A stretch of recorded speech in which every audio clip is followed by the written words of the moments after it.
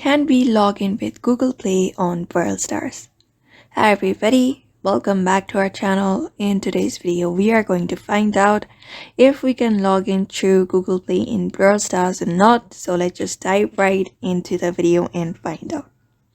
So for that, you can open up your Brawl Stars game onto your device first, and once you have opened up the game, you can head over to the three horizontal lines at the top of your screen in order to open this menu. From this menu, you need to head over to the first option that says settings.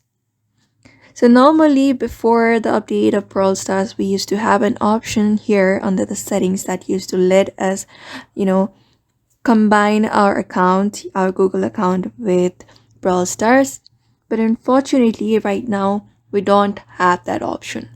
So the new update of Brawl Stars has removed that option. So the only way is using a Supercell ID for now. So if you're looking for a Google account, we don't have that option yet. So I hope this video was helpful and thank you for watching this video.